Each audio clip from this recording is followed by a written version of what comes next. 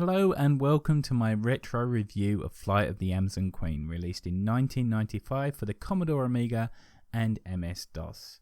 Let's start with the intro, shall we?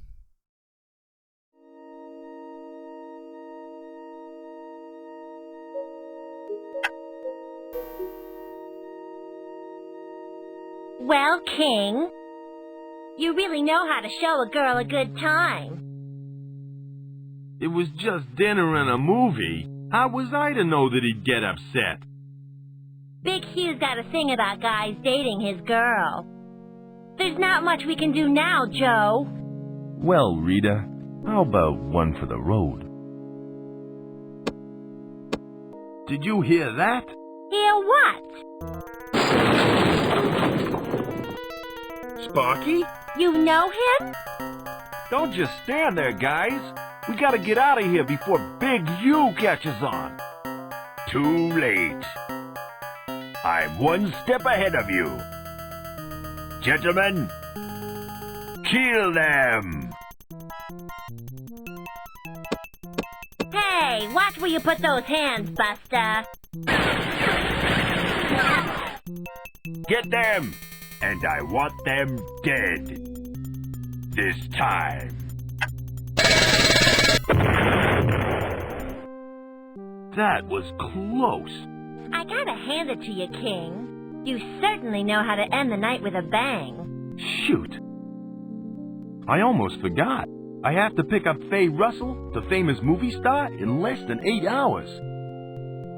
Let's go, Sparky. Will I ever see you again?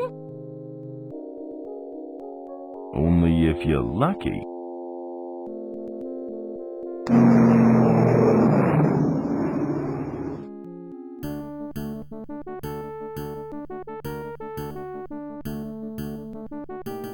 I'm going to start by giving some credit to the guys over on the Retro Hour podcast. They had an interview with one of the creators of Flight of the Amazon Queen on their 206th episode.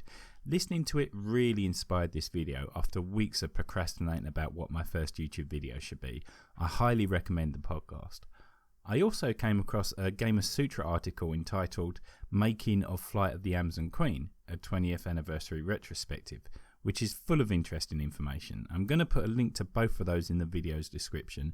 With that said, let's get started.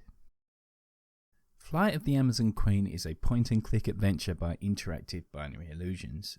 It was designed by John Parsfield and Steve Stamatiadis, and created originally on a Commodore Amiga using Amos Basic. Amos Basic is the first programming language that I actually learned when I was a kid, and I still use it to this day with the help of an Amiga emulator. It always makes me happy to find out about a commercial game that was created using Amos, because back in the day there was a lot of naysayers that thought Amos was too slow to make serious commercial titles. The game was ported to MS-DOS using C. In 2004 it was released as freeware and can be played using ScumVM. Okay, I think it's safe to assume that anybody that's watching this video knows what a point and click adventure is, but just in case, I'm going to demonstrate myself in this first puzzle. So I can move around the scene by left clicking, but I can also interact with the scene by pressing one of these icons which represent verbs in the bottom here, so I can look at this chest, for example. It could be a pirate chest full of treasure, but knowing my luck, it's probably full of linen. So easy peasy. So what we need to do is escape this first room. So straight away I see I can pick up one of these sheets. Plot thickens. I can pick up other sheet. I can see a room below, but it's too dangerous to jump down. So I'm sure you've worked this out, but the objects I've just picked up are now in my inventory, and I can use one on the other to create a sheet rope.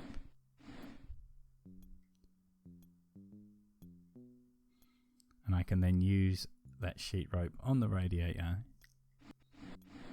There, that should do the trick. And then we can escape the first room.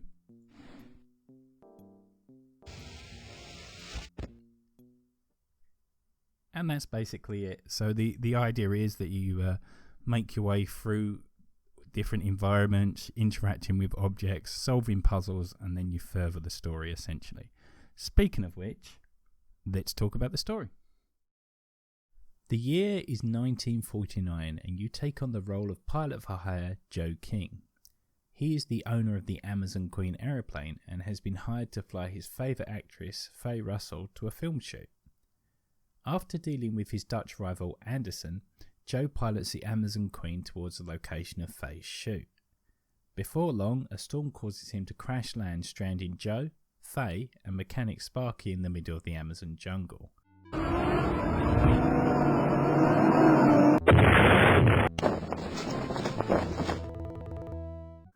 Joe goes to find help and meets trader Bob, a merchant who lives amongst the natives. Bob asks for help rescuing Princess Azora. He is convinced that she has been taken by Floda. Floda is a lederhosen company, but Bob is convinced that lederhosen is a cover for something much more sinister.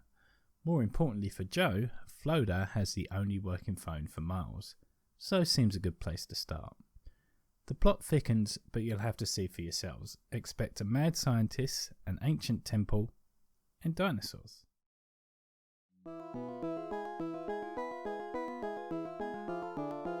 You called for me, Dr. Einstein? Yes. I want you to witness the testing of my Dino Ray. With it, I can turn humans into dinosaur people. Watch as I demonstrate.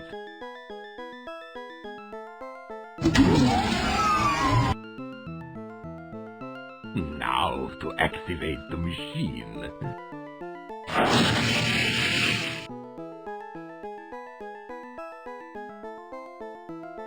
Amazing!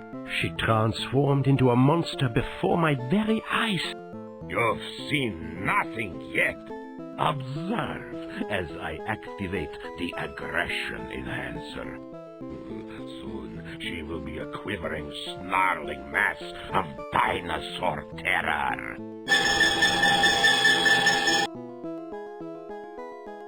She doesn't look very menacing. That's just a minor technical problem. I'll soon have it fixed. Unfortunately, she was my last specimen. I need more Amazon women. Then I can create a dinosaur army to take over the world.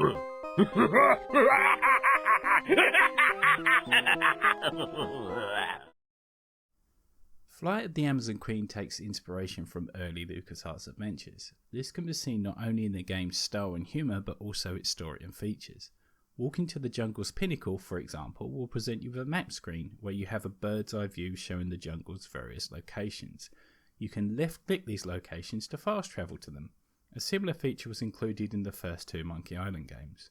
Although these inspirations are obvious, that's not a bad thing. The game's creators have put enough of their own style and ideas into the game to separate themselves. The reduction of the amount of verb buttons or the fact that you save the game by using the journal item in your inventory are really good examples of this. So what's the verdict? Like most point and click adventure games of the era, the puzzles are logical enough if you're willing to really stretch your definition of logical. If I had played this game back in the day, I can imagine a young me who had copious free time getting a real kick out of solving them. Unfortunately, I got older and I must confess, I googled the solution after a couple of hours of play. The temple sequence seemed particularly difficult. It's one thing to solve #logical puzzles, it's another thing to do that while getting lost in a cluster of weirdly connected locations. A younger me probably would have drawn a map, however. The graphics are impressive and easily match up or exceed the quality of other adventures released in the early to mid-90s. All in all, I would say that Flight of the Amazon Queen deserves praise for being a well-executed point-and-click adventure that learned valuable lessons from the games that came before it. If you want to try out Flight of the Amazon Queen for yourself, simply download the ScumVM application along with the game's files from scumvm.org. Thank you very much for watching and see you next time.